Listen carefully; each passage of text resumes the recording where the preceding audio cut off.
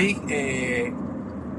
tuve la oportunidad de verme con mi amigo Gamaliel Quintero, que hace algún par de años no nos veíamos personalmente, y pues por cuestiones de tiempo no pudimos sacar un espacio para sentarnos y hacer una conversación larga y compartirla con ustedes, pero hoy quise aprovechar. Vamos de camino al aeropuerto y quise compartir un tema que hace mucho tiempo quería compartir con ustedes, y era la perspectiva no tanto doctrinal, sino más con un punto de vista espiritual acerca de la eternidad, acerca de la vida postrera, que de hecho es uno de los temas que bastante se ha debatido dentro de las congregaciones, y que mucha gente, incluso muchos cristianos, han dudado, porque hay personas que son bautizadas, que son asistentes, que son fieles a la iglesia, pero en algún momento de su vida han dudado de la eternidad, han dudado de esta salvación, aún estando caminando en los caminos del Señor. Entonces hoy quisimos debatirlo, pero desde un punto de vista en un término espiritual. Así que hablaremos de esto. Aquí estoy con mi amigo Gama. Dios te bendiga. Hola, gracias. Dios te bendiga, Juan. ¿Qué pasa después del mundo? Lo que pasa es que son ahí se encuentran muchas ideas, porque por ejemplo se puede encontrar desde el punto de vista de la creencia. Encontramos una creencia, o sea, todas las creencias son de esperanza. Toda la gente que cree, dependiendo de cómo crea, crean una esperanza, o sea, crean que hay algo más allá. Los únicos que de pronto no creen que hay algo más allá sería de pronto los evolucionistas. De pronto dirán que evolucionamos y hasta ahí llegamos, pero yo creo que cada uno de los aspectos religiosos o espirituales de las diferentes creencias a nivel de la humanidad siempre ha tenido la intención de que hay algo que tenemos más allá, bien sea la reencarnación, bien sea digámoslo así también ¿cómo se dice? El trascender del ser puede ser una de las partes que lleva la vida más allá, a ver algo más allá. Pero nosotros, pues hablándolo ya desde un punto de vista cristiano, sabemos que la vida está y nos tiene garantizada vida eterna. Ahora la pregunta que hace Juan es: ¿de qué manera yo reacciono a la vida eterna? O sea, ¿cuál es mi reacción hacia la vida eterna? Sí, exacto. ¿Cuál es tu perspectiva con relación a la vida eterna? O sea, hay quienes creen, hay quienes no creen. Exacto. Hay quienes tienen, como tú dices, tienen una perspectiva de vida hasta el final de nuestros días y listo, envejecimos, morimos y se acabó, ¿no?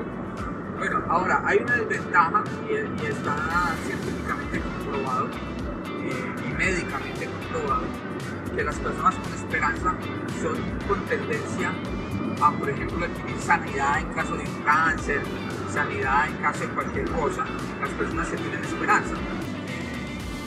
La necesidad de creer es algo que Dios implantó en nosotros, en creer. Por eso el creer es tan,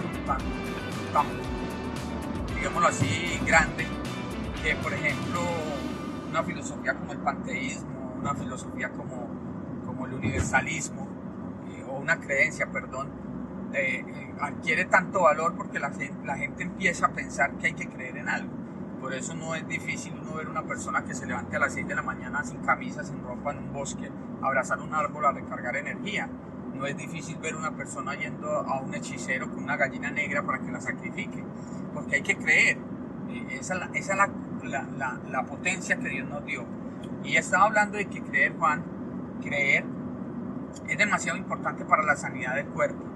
Entonces, muchas veces, cuando uno se encuentra una persona que no cree en Dios, le dice a uno: pero mira que yo no creo en Dios y pues no, pues yo vivo bien, yo soy buena persona y todo esto. Esa persona está creyendo en algo. Está creyendo en algo.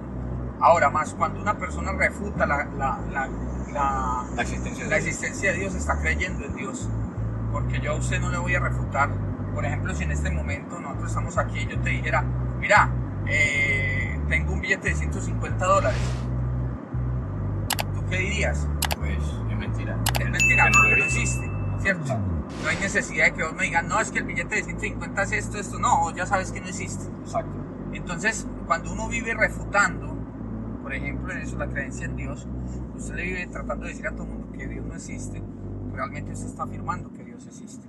Entonces, la salvación, que es la pregunta inicial, yo creo que es algo de una manera muy personal, en la cual la salvación puede venir de diferentes formas.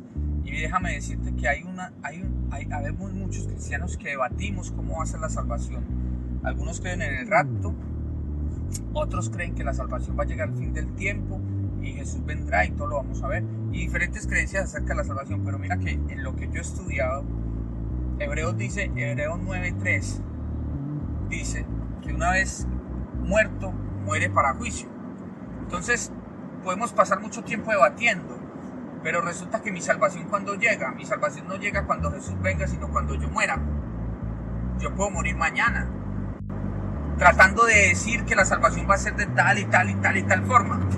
Sino el momento es en el momento en que dejamos de existir. Exacto. Entonces ese momento bíblicamente es el momento en que me sella a mí, porque obviamente yo dejo de existir, ya de ahí para allá mis obras no van a contar. Entonces yo creo que más que fijarnos en cómo será la salvación, de qué manera va a ser, yo creo que mi consagración diaria o mi vida diaria con Dios es la que debe valer. Para que al final de nuestros días, entonces digamos, valió la pena. Valió la pena.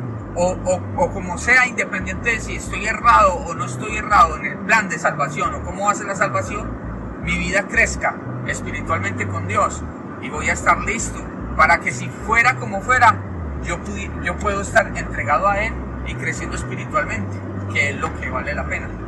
O sea, entonces,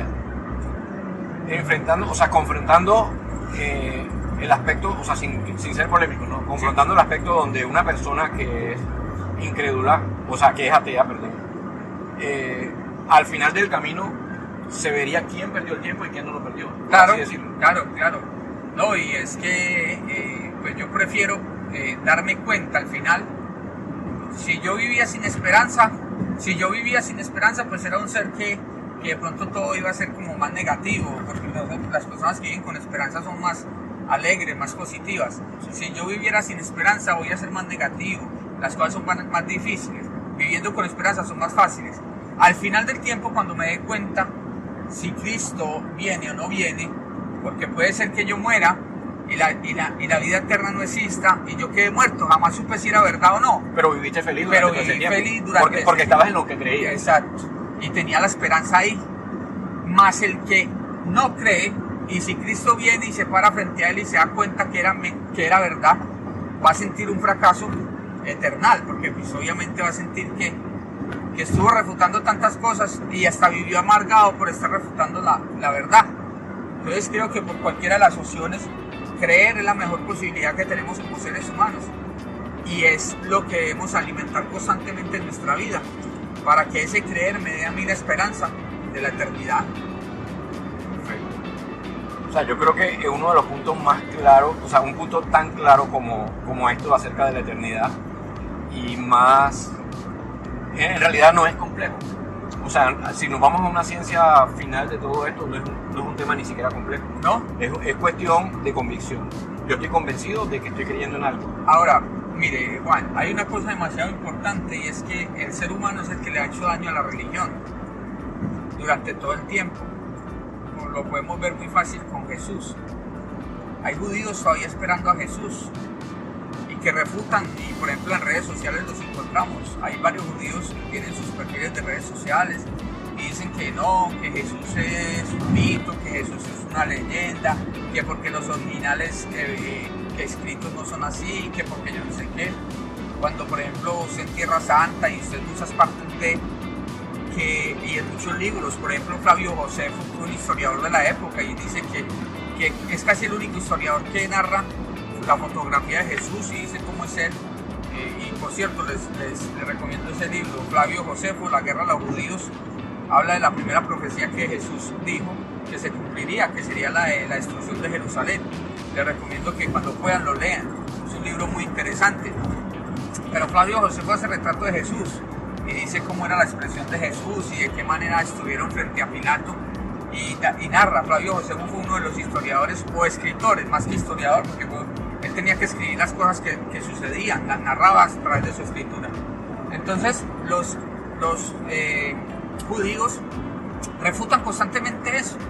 Ahora, ¿por qué te digo que el ser humano es el más grande, digámoslo así, destructor de la creencia? Porque imagínate que los judíos, Jesús vino a los judíos y los judíos no lo aceptaron y venía para ellos. Sí, dice que a los suyos vino y los suyos no lo recibieron, más lo que recibieron le dio potestad. Exacto. Los de Dios. Exacto. Entonces, partiendo de ese punto, vemos cómo se hace de una manera difícil. Entonces ahora, el ser humano todo lo complica. ¿Por qué? Porque nosotros pensamos, nuestra mente piensa que nosotros debemos de hacer cosas para Dios. O sea, nosotros pensamos, yo hago esto para Dios. Está el que predica, no, es que yo estoy trabajando para Dios. El que sale a dar eso, yo estoy trabajando para Dios. Cuando realmente la palabra de Dios no nos pone en ese contexto. Nos pone que hacemos cosas para nosotros mismos. O sea, para crecer yo mismo, para avanzar yo mismo. Entonces, cuando yo hago esas cosas pensando que lo estoy haciendo para poder crecer, para poder ser diferente, empieza a adquirir un valor diferente en la religión. ¿Por qué? Porque Dios no pide, mira, por ejemplo, si tú eres una persona... Él dijo, sacrificio quiero, dice que quiere obediencia. No, sí. El Señor no quiere sacrificio, sino obediencia. Exacto. Y si yo me pongo a pensar, por ejemplo, a veces, yo digo, no, es que lo que estabas hablando de la salvación, que la salvación es muy difícil. No, la salvación es sencilla. La salvación es usted día a día. Por ejemplo, en este momento vamos en un carro y podemos ir a 200 por hora o podemos ir a 100 por hora y viene un camión a 300 por hora. Se nos acabó la vida. Pero si en este momento nosotros estamos entregados a Dios y pensamos y constantemente el día a día nos estamos entregando, Dios nos va a ayudar, Dios no nos va a abandonar, no nos va a dejar ahí. Entonces, lo que decía Juan, la salvación al verla bien, la salvación es sencilla, es tranquila, es fácil. Yo creo que nosotros podemos concluir entonces aquí en esta parte donde la salvación no es un tema de concepto, sino de convicción. Exacto. No, es igual que la religión. La religión no es un tema de doctrina, que es en lo que lo convertimos. Exacto. Porque la religión no es un tema de doctrina, la religión es un tema de experiencia con Dios. ¿Cómo vivo yo con Dios? Exacto. Por ejemplo, usted se imagina a Jesús dándole doctrina a todos y diciendo y predicando los grandes sermones que predicó. Él siempre iba en contra de la doctrina. Por ejemplo, los fariseos se llenaron de mucha doctrina. El último sermón de Jesús, que lo encontramos en Mateo 23, 24 y 25, que es un solo sermón cuando sale de Jerusalén, que es uno de los sermones más importantes que Jesús tiene, porque en ese sermón Jesús se dedicó el momento o los momentos principales de ese sermón a ser llamados a que nadie sabía el momento ni la hora y que todo el mundo estuviera preparado, porque Él vendría como ladrón en la noche. Entonces, imagínate la importancia de Jesús. Jesús en ese último sermón hubiera dicho, no, vea, es que usted tiene que hacer esto, usted tiene que dejar de hacer esto, No, Él dijo, no se preocupen por lo que ustedes tienen que hacer es estar preparados a toda hora porque no van a saber cuándo. Entonces, nosotros eso lo evadimos y deja diferentes historias ahí, por ejemplo, a las vírgenes, deja muchas historias en las cuales nos hace un llamado de que el momento es ya, de que uno debe estar preparado para allá. Entonces, yo creo que lo que nosotros debemos de tener es una experiencia con Dios, más que tener una doctrina clara, porque es que nos preocupamos tanto por la doctrina que nos olvidamos de nuestro compromiso de salvación. Exacto, y la experiencia con Dios. Entonces yo estoy preparado en la vida para darle con la Biblia a todo mundo y hacerle entender a bibliazo a todo mundo que es que yo tengo la verdad, cuando sabemos que la verdad es Jesús. Sí, dijo, y conoceréis la verdad y la verdad os hará libre. O sea, no existe una libertad para alguien que no está viviéndola. Claro. O sea, lo que me hace libre es conocer a Dios. Exacto. Ya lo dije, pues soy reiterativo. Yo creo que lo que más importa de los que vean este video, de los que compartieron con nosotros este momento, es cómo soy día a día, momento a momento. Nosotros a veces nos quedamos con la esencia. Yo hablaba estos días con alguien y me decía eso mismo. Me decía que teníamos que cambiar realmente todo. Y en eso, por ejemplo, yo soy uno de los que de pronto a veces me quedo contigo, porque permito que mi esencia o mi viejo hombre esté ahí a pesar de que no haga muchas cosas malas.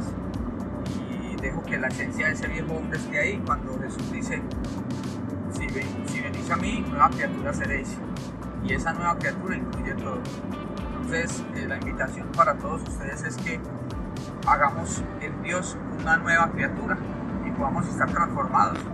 Y al hacer usted esa nueva criatura y al preocuparse por ese nuevo hombre, usted irá cambiando su vida. Y cuando usted menos piense, está más que preparado para estar para el reino de los cielos con Jesús para la eternidad. Bueno, habiéndose dicho todo esto, pueden dejar también ahí en los comentarios su opinión acerca de este tema, porque es bastante extenso, porque hay mucho de qué hablar acerca de la eternidad, pero lo bueno sería conocer el concepto de cada uno personalmente, qué cosas hacemos, pero también cada uno tenemos una opinión propia acerca del compromiso que tenemos con Dios, o si no por compromiso, por necesidad de salvación. Entonces que tengan un feliz día y que Dios nos bendiga a todos.